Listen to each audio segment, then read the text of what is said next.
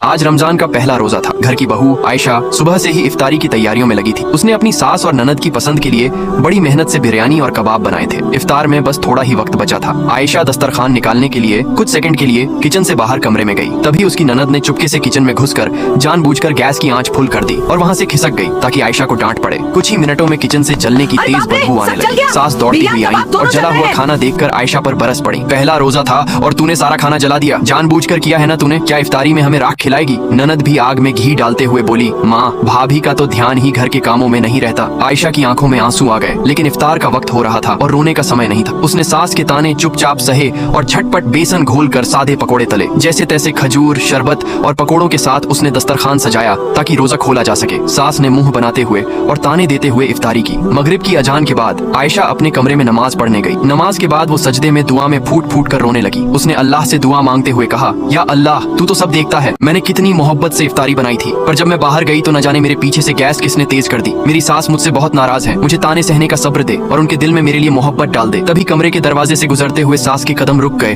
और उसने आयशा की यह दुआ सुन ली। सास को तुरंत याद आया कि आयशा के बाहर जाने के बाद सिर्फ उसकी बेटी ननद ही किचन की तरफ गई थी। सास को सारी सच्चाई समझ आ गई कि उसकी अपनी बेटी ने ही घर का सुकून बिगाड़ने के लिए खाना जलाया था और बेचारी आयशा ने पलटकर कोई जवाब नहीं दिया। सास का पत्थर दिल पिघल गया। वो रोते हुए अंदर आई और नमाज के बाद आयशा को गले लगा लिया। उन्होंने आयशा से अपनी नाइंसाफी की माफी मांगी और बाहर जाकर ननद को उसकी इस ऊंची हरकत के लिए खूब खरी खोटी सुनाई। दोस्तों, जो अपना मामला अल्लाह पर छोड़ देते हैं उनकी सच्चाई कभी नहीं छुपती। बेचारी आयशा के लिए एक लाइक सब्सक्राइब तो बनता है।